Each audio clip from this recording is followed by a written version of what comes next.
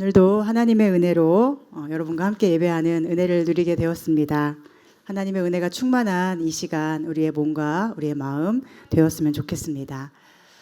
요즘은 교회가 참 어려운 시대가 된 것 같습니다. 코로나 3년을 지나오면서 교회에 나가지 않는 성도를 가나안 성도라고 하잖아요. 안 나가 해서 거꾸로 해서 가나안 성도는 그 수가 현저히 늘었고, 코로나가 다 끝난 후에도 여전히 유튜브에 머무는 사람들도 많습니다.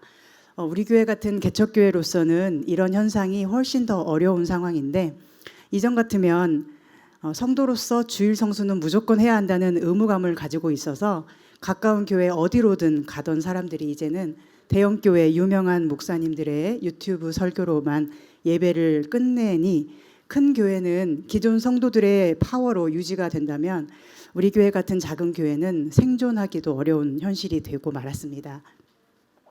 게다가 지난 12월에 계엄과 그 처리 과정을 지나오면서 한국 교회의 이미지는 크게 손상되었죠. 교회가 정치 집단처럼 비추어지기도 하고, 공산주의나 동성애와 싸우는 것이 마치 교회의 주요한 일이 된 것처럼 사람들이 생각합니다. 교회의 주적은 사탄과 그 하수인들의 세력인데, 단지 공산주의와 동성애로만 그 영역을 한정해 놓고 그들을 조롱하고 핍박함으로써 자신들은 마치 죄인이 아닌 양 착각하는 사람이 많은 것 같습니다. 원래 남에게 죄를 덮어 씌우면서 자기는 의로운 사람이 되려는 성향이 사람들에겐 다 있지 않습니까? 뒷담화를 하거나 앞에서 손가락질을 하면서 사람은 자기는 의인인 것처럼 생각하려고 하는 경향이 있습니다. 한국 교회가 그런 것 같습니다. 동성애만 아니면 되고, 공산주의만 아니면 되고, 다른 모든 죄는 죄가 아닌 것처럼, 아니 그 두 가지에 비추어 보면 다른 것은 죄가 아닌 것처럼 자꾸 생각을 하는 것입니다. 그들의 주장처럼 교회가 공산주의에 의해 핍박받는 것은 정말 안 될 일이죠. 또한 동성애를 옹호하는 것도 당연히 찬성할 수 없죠. 그러나 교회라는 존재의 본질적인 역할이 그런 세력들과 싸우는 것은 아닙니다. 교회의 본질은 예수 그리스도의 보혈이죠. 희생이고 사랑이고 용서이고 화해입니다. 그 어떤 죄인이라도 끌어안고 함께하기 위해서 내가 나를 희생하여 피 흘리는 것이 예수님의 방식입니다. 또한 그 어떤 핍박이라도 의를 위해서 감수하고 사랑하기 위해서 나를 버릴 수 있는 것이 예수님을 따르는 성도의 모습일 것입니다. 그런데 한참 잘못 가고 있습니다. 계엄 선포 후 현재의 대통령이 선출되기까지 얼마나 많은 교회와 많은 목사님들이 전 모 씨를 옹호하고, 또 어떤 대통령이 교회를 구할 구세주인 것처럼 행동했습니까? 그 영향력 있는 목사들을 통해 얼마나 많은 교회의 성도들이 이것이 교회를 구하는 길이구나 하면서 길거리에서 아스팔트에서 목이 터져라, 진리가 아닌 것을 붙들고 소리 높여 외쳐댔습니까? 게다가 요즘은 특검에서 통일교와 개신교가 같이 거론되고 있습니다. 정치 권력 집단의 뒤에서 어두운 거래를 해온 사람으로 이단 통일교와 교회가 같은 집단 취급을 받고 있는 것이죠. 예전 같으면 어디 통일교가 교회와 어깨를 나란히 할 수 있었습니까? 광신 집단, 이상한 사람들, 그것이 통일교의 이미지 아니었습니까? 그런데 교회가, 그것도 우리나라의 가장 유명하고 가장 영향력 있는 기독교 방송 대표인 목사가 악한 일에 연루되어 조사를 받아야 하다니, 이것은 누군가가 주장하듯이 교회 탄압이라고 할 것이 아니고 세상과 하나님 앞에서 교회가 부끄러워해야 할 일이죠. 회개해야 할 일입니다. 하나님의 선하심을 드러내지 못하고 세상 권력과 손잡아 이득을 취한 혐의를 받는다는 자체로 주님의 몸이 크게 손상되고 있기 때문입니다. 그런데 문제는 여전히 이런 일을 정치 탄압이라고 주장하는 성도들이 많다는 것입니다. 너무 많아요. 교회를 이루는 너무 많은 퍼센트의 사람들이 세상의 상식과도 어긋나는 이상한 논리들에 대해서 고개를 끄덕여주고 그런 주장의 편을 들고 있습니다. 그러니 바른 진리를 구하는 사람들은 교회에 대해서 환멸을 느끼고 더 이상 교회를 찾지 않기도 합니다. 물론 그들 중에는 자기 욕심이나 신앙에 잘못되어서 그럴 수도 있겠죠. 그래서 하나님을 무시하고 교회를 떠나는 사람도 있을 것입니다. 그러나 정의를 추구하고 바른 길을 찾는 사람들이 이렇게 정치적인 일에 연루되어서 누군가의 편을 드는 교회의 모습에는 환멸을 느낄 수밖에 없는 것입니다. 그렇게 예수님을 찾고 싶은 사람들이 더 이상 교회에 있지 않으려고 하고 유튜브에 머물러 있거나 아니면 아예 교회에 나가지 않습니다. 그러니 대형 교회들의 정치 세력화되는 움직임은 더 강화돼 가고 바른 진리에 대해서 외치는 우리 교회 같은 작은 교회는 그 힘이 약하여 유지하기도 버거워집니다. 앞으로 계속 이런 식으로 간다면 우리나라의 교회들은 어떻게 될까요? 바른 진리를 말하면 좌파, 빨갱이라는 논리를 덮어씌우고 또 그런 것을 추구하는 성도는 교회에 나가려고도 안 하고 또 교회 가서도 잘 섬기려고도 안 하고 판단만 잘하고 또 어떤 큰 교회들처럼 어떤 대통령 편을 들면서 동성애 반대, 공산주의 반대를 외쳐야만 참 성도인 것처럼 주장한다면 또 그런 사람들은 교회에서도 얼마나 잘 섬기는지 모릅니다. 그렇게 되면 앞으로 교회, 한국 교회의 설 자리는 어디가 되겠습니까? 한편 저는 한 번씩 이 지축 지역의 사람들을 생각하다 보면 마음이 아픕니다. 이렇게 많은 사람들 속에 과연 하나님과 예수님을 아는 사람들은 얼마나 될까? 정말로 예수님이 선택하시고 예수님을 사랑하는 성도가 있기는 할까? 이런 생각도 듭니다. 그리고 하나님은 왜 나를 이곳에 보내셨을까? 그 이유를 솔직히 모르겠다는 생각도 듭니다. 이렇게 작은 교회, 사람들이 잘 오지도 않고 말씀을 들으려고도 하지 않는데 왜 나를 이곳에 세우셨을까 하는 것이죠. 이 지역에도 대형 교회 유튜브 설교만 듣는 사람들이 많을 것이고 또 여기저기 새롭게 생긴 큰 건물 가진 교회로 가는 사람도 많을 텐데 왜 이렇게 유지하기도 버거운 교회 상황을 주시고 매주 어렵게 설교 준비를 하게 하실까 이런 생각이 들 때도 있습니다. 이런 여러 상황들을 염두에 두면서 오늘 이사야 말씀을 보니 하나님의 마음이 꼭 이와 같겠구나 느끼게 됩니다. 10절에 보면 너희 소돔의 관원들아 여호와의 말씀을 들을지어다. 너희 고모라 백성아 우리 하나님의 법에 귀를 기울일지어다 말씀합니다. 소돔과 고모라는 하나님께서 심판하여 아무것도 남지 않고 다 멸망당한 땅이죠. 모든 게 불에 타서 없어진 땅입니다. 그 죄악이 하늘까지 이르고 도저히 용서받을 수 없는 지경이 되어서 하나님이 심판하셨습니다. 그때 돌처럼 굳어 죽은 사람이 소돔 땅에 살던 롯의 아내죠. 심판받을 때 도망칠 기회가 있었는데도 돌아보지 말라는 말을 듣지 않았고 그 소돔 땅을 돌아보다가 소금 기둥이 되고 말았죠. 그런데 하나님께서 지금 소돔의 관원, 고모라의 백성이라고 부르는 사람은 누구일까요? 다름 아닌 유다 백성들입니다. 하나님의 선민인 유다 백성이에요. 현재 북이스라엘은 멸망했고 이제 남유다도 예루살렘을 제외하고는 다 이방인들에 의해서 짓밟혀 있는 상태입니다. 9절에 보면 만군의 여호와께서 우리를 위하여 생존자를 조금 남겨두지 아니하셨다면 우리가 소돔 같고 고모라 같았으리로다 하는데 하나님이 남겨두셨기 때문에 예루살렘이라도 남아있게 되었다는 것이에요. 그런데 그 사람들은 그걸 모르고 남아있는 사람들은 뭐라고 생각하냐면 내가 잘해서 우리는 죄를 별로 안 지어서 라고 생각하며 여전히 하나님과 멀어져 있는 삶을 살아갑니다. 그대로 살다가는 그들도 멸망할 거예요. 그런데 그들은 자기들이 멸망하지 않을 거라고 굳게 믿습니다. 왜냐하면 자기들은 하나님이 모세를 통해 정하신 여러 절기와 안식일과 성회로 모이는 행사를 잘하고 있기 때문이에요. 하나님이 어떻게 생각하는지는 그들에게 중요하지 않습니다. 하라고 하신 걸 하면 되고 하지 말라고 하신 걸 안 하기만 하면 된다. 이런 생각이 그들을 지배하고 있습니다. 그들에게 하나님이 하시는 말씀은 무엇입니까? 11절에 여호와께서 말씀하시되 너희의 무수한 재물이 내게 무엇이 유익하뇨? 나는 순양의 번제와 살찐 짐승의 기름에 배불렀고 나는 수송아지나 어린 양이나 순념소의 피를 기뻐하지 아니하노라. 너희가 내 앞에 보이러 오니 이것을 누가 너희에게 요구하였느냐? 내 마당만 밟을 뿐이니라. 유다 백성들은 하나님이 하라고 하는 것을 아주 잘하고 있었어요. 제사 드리라고 하니까 제사를 드리고 제물 드려야 되니까 제물 잘 준비해서 드리고 피 제사를 드려야 한다고 하니까 피 흘리는 제사를 잘 준비해서 드렸어요. 그런데 하나님이 기뻐하지 않으신다고 하십니다. 왜요? 너희가 나를 만나러 오는 게 아니라 저 왔다 갑니다 하면서 자, 이렇게 드리면 다 된 거죠? 하면서 그냥 보여주려고 다녀가기 때문이라고 하십니다. 내 마당만 밟을 뿐이니라. 제사를 드리라고 하신 이유를 그들은 망각한 것 같아요. 하나님께서 제사를 드리라고 하신 이유는 무엇입니까? 하나님이 먹을 게 없어서 그 제물 받아 잡수시기 위해서입니까?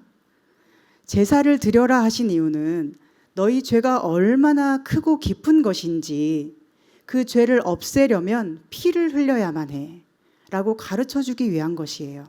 네가 안수하여 너의 죄를 대신 전가한 그 짐승이 네 앞에서 죽어 피를 흘려야만 너의 죄가 용서받고 내가 너를 받아줄 수 있는 거야. 이것이 제사의 의미입니다. 그러니 제사를 드리며 제물을 준비하는 예배자의 가장 기본적인 자세는 회개입니다. 자기 죄를 밝히 들여다볼 줄 아는 마음이 가장 중요해요. 죄인을 위해 피 흘려 죽는 짐승을 보면서 아, 내가 이렇게 하나님 앞에 찢겨 피 흘려 멸망받을 인생인데 하나님의 은혜로 살았구나. 이것을 매번 느껴야 되는 것입니다. 오늘 우리로 말한다면 교회 올 때마다 우리는 어떤 생각으로 가득 차야 된다는 것일까요? 아, 우리 예수님의 보혈이 나를 씻으셔서 나 같은 죄인이 하나님 앞에 감히 설 수가 있고 예배드릴 수 있고 사랑받고 용납받는구나. 우리 예수님의 십자가의 희생은 얼마나 고귀하고 아름다운가. 나는 과연 예수님의 그 피값에 합당한 삶을 살았는가. 내 마음은 지금 예수님의 피값에 합당한 정결한 마음으로 하나님 앞에 섰는가. 그리고 나는 정말로 예수님의 값진 희생과 용서를 지금 믿고 있는가. 내 삶의 모든 문제와 어려움이 여전히 있지만 예수님을 통하여 하나님이 나의 아버지가 되셨으니 더 이상 염려하지 않고 하나님을 위하여 오늘 다시 힘을 내어 살아가고 있는가. 이것이 우리 안에 더 가득해져야 되고 더 뜨거워져야 하는 것입니다. 그런데 요즘 분위기가 어떻습니까? 많은 교회들에서 무엇을 가르쳐 왔죠? 믿기만 하면 용서받고 구원받아 라고 하니 나는 믿었어. 됐지? 됐죠? 하고 더 이상 예수님의 보혈의 공로에 대한 감격은 없고 내가 교회를 위해서 하는 일만 중요해지는 거예요.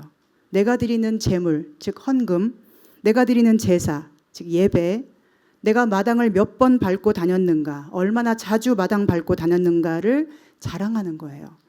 내 의가 예수님의 보혈의 공로보다 더 중요한 교인들이 너무 많다는 것입니다.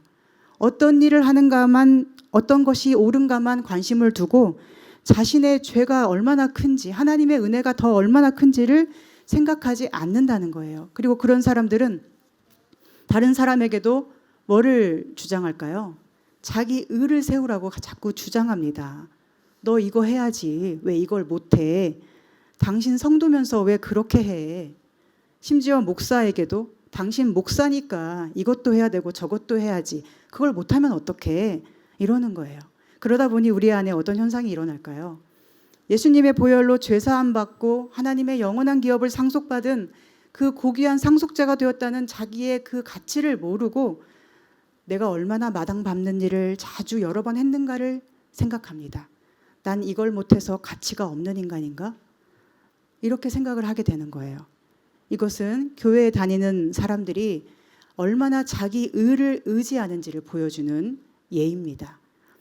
그런데 또 다른 문제도 있습니다. 바로 성도가 자꾸 이방인처럼 생각한다는 거예요. 예수님께서는 너희는 먼저 그의 나라와 그의 의를 구하라. 그리하면 이 모든 것을 너희에게 더하시리라. 이방인처럼 염려하지 말라 하셨어요.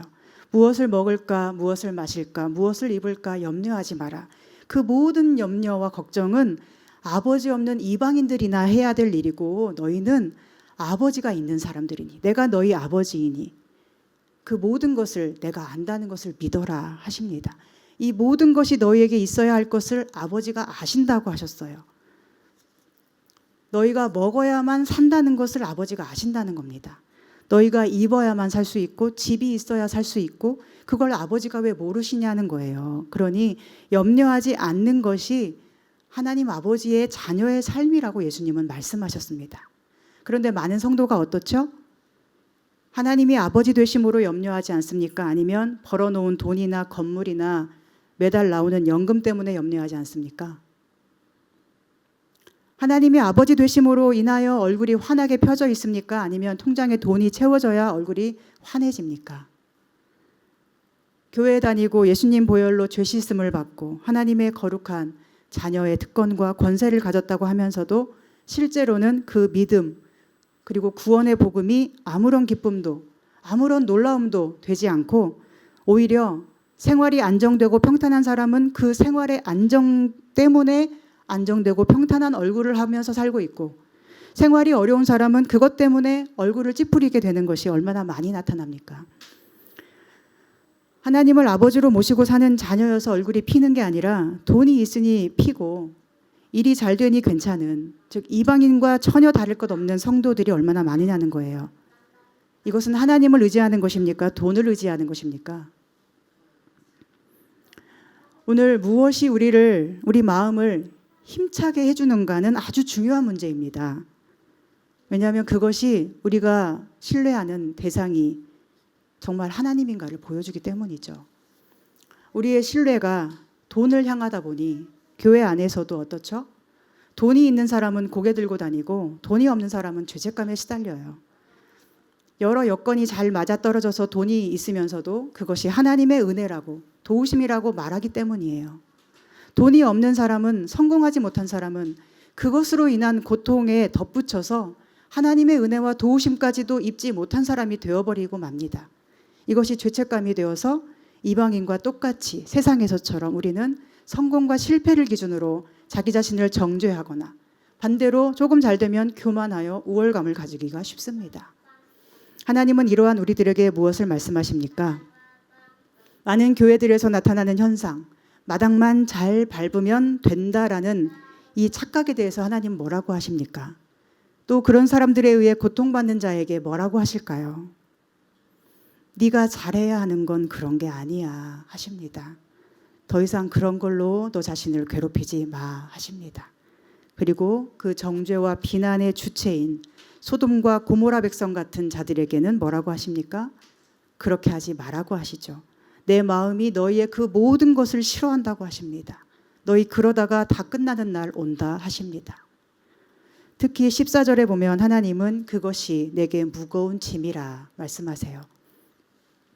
내가 그 짐을 지기에 곤비하다 피곤하다 지쳤다 하세요. 하나님은 피곤치 않으시는 분인데 왜 곤비하고 피곤하고 지쳤다 하실까요? 그 사람들이 지치게 하는 건 하나님입니까? 아니면 힘없는 백성들입니까? 마당 잘 밟고 다니면서 그렇지 않은 사람들을 정죄하고 손가락질하는 자들이 피곤하고 지치게 만드는 건 그 약자들이 아니라 바로 그 약자 뒤에 계신 하나님이심을 말씀하시는 거예요. 너희들 지금 너희가 하는 행동은 나를 위한 게 아니라 나를 지치게 하는 거야. 나는 너희의 그 헛된 재물이 역겹고 가증스러워 쳐다보기도 싫어 하십니다. 마치 그들에 의해 상처받은 사람들이 상처를 준 사람들의 경건한 척하는 제사를 바라보며 느끼는 감정이 이와 같지 않겠습니까? 옛날 백인의 노예들이 자기 주인이 교회에서 우아한 척하면서 자기들에게는 온갖 악랄한 짓을 다 할 때 역겨워하는 그런 느낌 아니겠습니까? 하나님은 17절에서 무엇을 하라고 하십니까? 선행을 배우며 정의를 구하며 학대받는 자를 도와주며 고아를 위하여 신원하며 과부를 위하여 변호하라. 그들에게 선행이 없었고 정의를 구하지 않았다는 거예요. 하나님이 정했다고 하는 그것만 잘하면 되는 사람들이었어요. 그들은 앞에서는 재물을 잡아 드리지만 뒤에서는 약자를 억압하고 학대했습니다. 오늘로 말하자면 교회에 가서는 잘 웃고 거룩한 척도 잘하지만 뒤에서 삶에서는 자기 집에 새들어 사는 자들에게 월세를 어떻게든 올려받고 집 수리해달라는 것 안 고쳐주려고 하고 그들이 얼마나 고통받으며 사는지는 전혀 생각하지 않는 자들이에요. 하나님이 도와주실 거야 라고 말만 하고 그냥 지나가는 거죠. 그들은 고아를 위해 변호해 주는 사람이 아니었어요. 왜냐하면 그래봤자 유익이 없을 테니까요. 과부를 위해 변호하지도 않습니다. 왜냐하면 과부에게는 아무 힘이 없으니까요. 그러나 하나님은 고아의 하나님, 과부의 하나님, 학대받는 자의 하나님이십니다. 마당 잘 밟는 자의 하나님이 아니시고 일 잘하는 자의 하나님이 아니라 하나님 외에는 아무것도 의지할 수 없는 그런 사람의 하나님이시고, 하나님 아니고는 누구도 변호해 주지 않는 그 사람의 하나님이세요. 그리고 하나님은 그런 사람을 위해 변호하고 신원해 주는 그 사람의 하나님입니다. 그 약자를 괴롭히는 자는 하나님을 괴롭히는 것이라고 하나님은 분명히 말씀하십니다. 특별히 오늘 18절에 아주 중요한 말씀이 있어요. 여호와께서 말씀하시되 오라 우리가 서로 변론하자. 너희의 죄가 주홍 같을지라도 눈과 같이 희어질 것이요 진홍같이 붉을지라도 양털같이 희게 되리라. 아멘.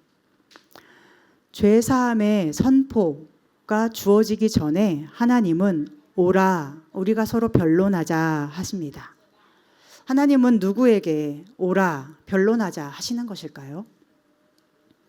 이것을 잘못 이해하면 아무렇게나 악하게 해놓고 고아와 과부를 변호하지도 않고 또 학대받는 자를 전혀 돕지도 않으면서 하나님께 용서를 구하기만 하면 다 용서받아, 이렇게 자기 합리화를 하기 쉽습니다. 한국 교회의 많은 문제가 여기서 비롯되었죠. 믿기만 하면 다 돼. 이 얄팍한 구원 사상이 성도의 신앙을 망쳐놨어요. 아무리 잘못해도 기도만 받으면 다 돼. 이런 것이죠. 선을 행하고 정의를 구하는 것을 행위라고 규정하고 믿음으로 천국 가는 것을 은혜라고 규정하니 누가 선행을 하려고 하고 누가 정의를 구하려고 하겠습니까? 선행과 정의를 구하는 일이 얼마나 어려운데 말입니다. 고아와 과부를 위해 변호한다는 것도 내 유익을 철저히 버려야 되는 것이고 그 일로 인해서 오히려 손해를 감수하고 함께 괴롭힘 당할 수도 있는 일이에요. 이것은 은혜로만 할 수 있는 일입니다. 오늘 하나님께서 오라 하시는 대상은 바로 고아와 과부와 학대받는 자들입니다. 세상에서 고아와 과부로 살면서 너는 벌 받아서 죄 받아서 그렇게 사는 거야 라는 말을 늘 들어야 하는 존재들에게 하나님은 오라 우리가 서로 변론하자 하시는 거예요. 네가 정말 그렇게 죄를 지었어? 어디 한번 따져보자 하시는 겁니다.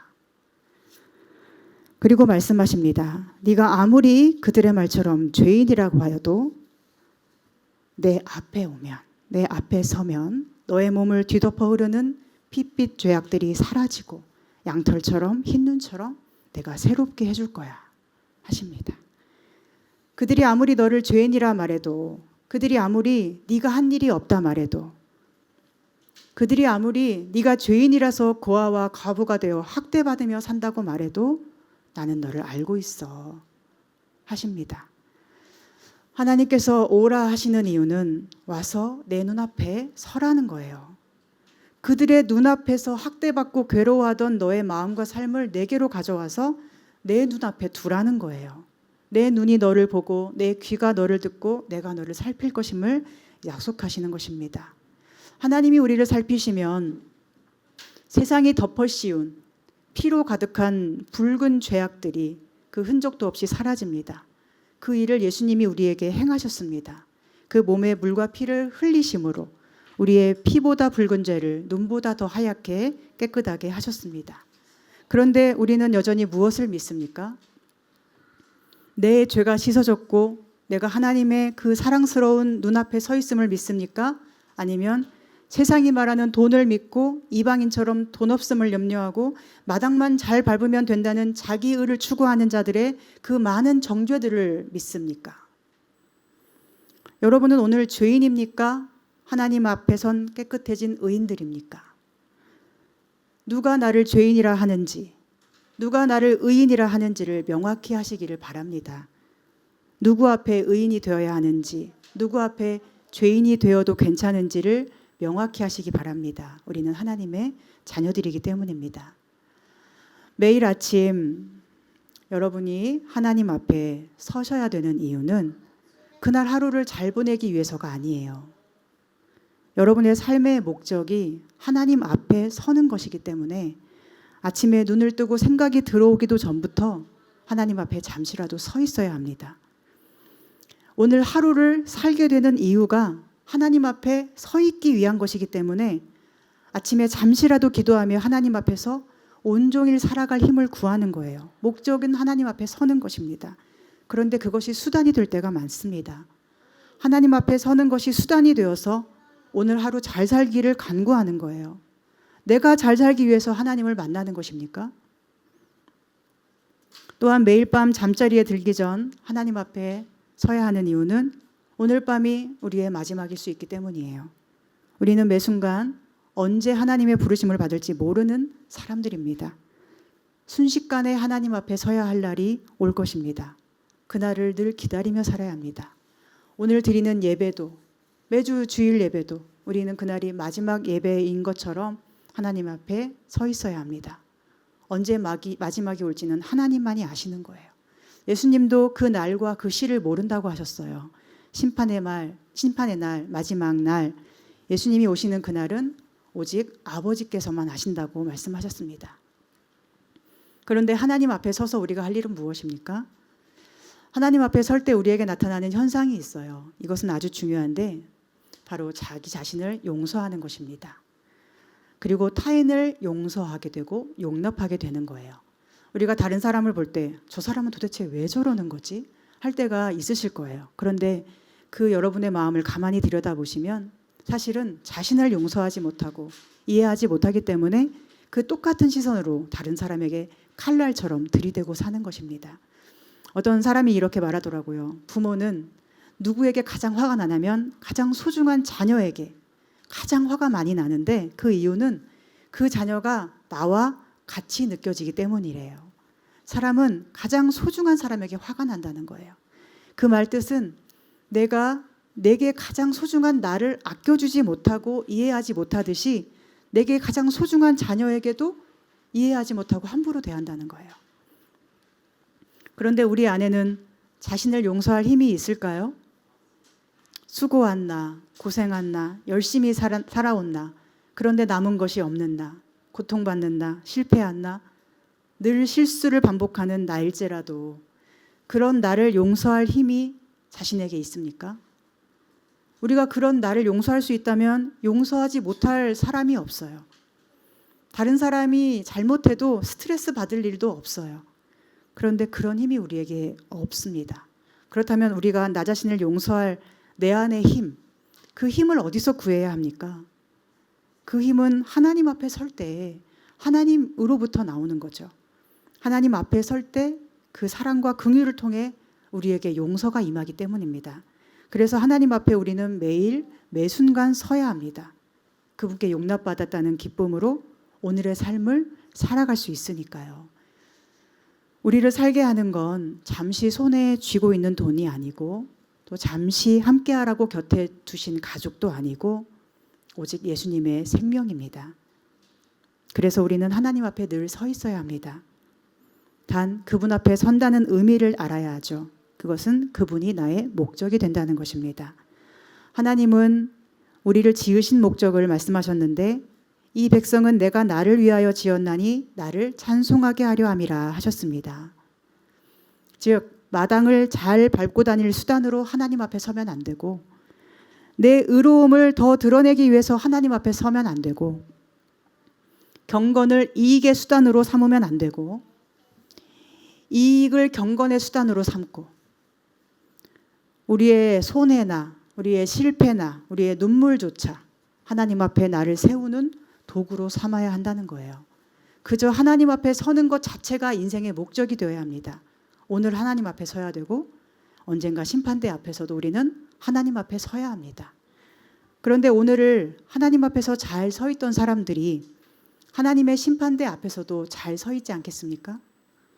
오늘 하나님 앞에서 용서받고 용납받아서 산 사람들이 이 나그네 되었던 땅을 떠나 영원한 하나님 나라 본향에 들어갈 때 그곳에서도 하나님 앞에 제대로 서 있을 수 있지 않겠습니까? 오늘 이 땅에서 고아와 과부와 나그네와 학대받는 자들의 고통을 알고 그들과 연대하고 함께 그 짐을 나누어 지며 하나님 나라의 평화를 함께 누린 자들이 언젠가 하나님 나라에서 사자와 어린 양이 뛰놀듯 함께 즐겁게 살지 않겠습니까? 이 땅에서 예수님처럼 살아가려고 몸부림친 사람들이 그 땅에서도 예수님과 함께 영원히 살아가지 않겠습니까? 하나님이 오늘 성도에게 바라시는 것은 그것입니다. 하나님 앞에 서서 살아가기. 하나님께 용서받고 나 자신을 용서할 힘을 얻기. 세상이 뭐라 해도 그 소리는 개가 짖는구나 이렇게 무시하고 하나님 음성에 집중하기, 자신을 사랑하고 용서할 힘을 얻음으로써 내게 보내신 사람들을 있는 그대로 사랑해주고 용납해주기, 그렇게 함께 하나님 나라 상속자가 되어 서로 어울려 뛰어놀고 아무것도 정죄하지 않고 서로 소중히 여기며 사랑하며 살기. 오늘 우리 교회가 모든 가정이 그러한 하나님 앞에 살아가는 아름다운 땅 되기를 소망합니다. 그런데 오늘 많은 사람들의 문제가 또 있어요. 그것은 마당만 밟는 것조차 하지 않으려고 하는 사람이 많다는 것입니다. 하나님께 겉으로라도 잘 보일 필요성을 느끼지 못하는 성도들이 많습니다. 예배 안 드려도 괜찮다 생각을 하는 거예요. 코로나 이후로 너무 많이 변화되어 버린 생각들입니다. 하나님 앞에 서지 못하는 우리 마음을 여기서 볼 수 있습니다. 그러나 우리 성도님들은 늘 하나님 앞에 서시기를 바랍니다. 가능하면 예배는 빠지지 않기를 바라고, 예배 때마다 하나님 앞에 용서를 구하고 구원의 감격으로 늘 서기를 바랍니다. 그리고 하나님 앞에서 자기를 바라보세요. 헬렌 켈러는 눈이 보이지 않았는데 볼 수 있었던 사람들보다 훨씬 더 많은 것들을 보고 느끼고 그 감정을 나누었다고 해요. 우리는 그냥 스쳐 지나가는 많은 사물, 나무와 같은 생명체들을 헬렌 켈러는 그 하나하나를 찬찬히 자세히 살피며 느끼는 사람이었다고 합니다. 걸어 다니면서 작은 풀벌레 한 마리에도, 잠자리나 나비에게도, 풀꽃 한 송이에도 온 우주에 생명이 담겨 있는 듯 바라보는 마음이 우리에게 있다면 그건 하나님이 우리에게 주신 마음일 거예요. 하나님은 오늘 작은 나비와 같고 풀꽃과 같은 우리의 생명도 그렇게 찬찬히 자세히 살펴보시고 아껴주십니다. 그러니 그 사랑의 눈길 안에서 나도 나를 그렇게 사랑으로 볼 수 있기를 바랍니다. 그 사랑의 눈길 안에서 세상에서 받은 모든 상처가 치유되고 회복되기를 소망합니다. 아버지가 내게 어땠고, 어머니가 내게 어땠고, 세상이 내게 어땠고, 직장 상사가 내게 어땠고, 이런 과거는 세상의 주관자이시며 우주의 통치자이신 우리 아버지의 사랑의 눈길 안에서 씻은 듯 사라지고, 오직 나 같은 죄인 위에 피 흘리실 만큼 나를 사랑하신 예수님만이 우리의 삶의 끝까지 남아 계시면 좋겠습니다. 하나님이 우리에게 원하시는 한 가지는 우리를 용서하시고 깨끗게 하시고 우리와 화해하시고 우리와 화목하게 되는 거예요. 그 일을 방해하는 사람에게는 진노하시고 가증스러워하시고, 그러나 그 일을 사모하고 바라는 자에게는 반드시 그렇게 행하시는 전능하신 하나님이심을 믿습니다.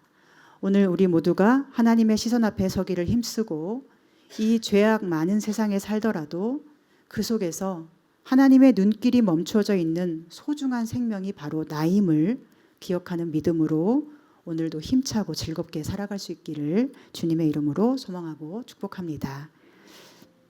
하나님, 오늘 작고 작은 우리 한 영혼을 주님의 섬세한 사랑의 시선으로 바라보아 주시고 우리에게 있어야 할 것을 이미 다 아시고 반드시 가장 좋은 길로 인도하실 선하신 하나님을 찬양합니다.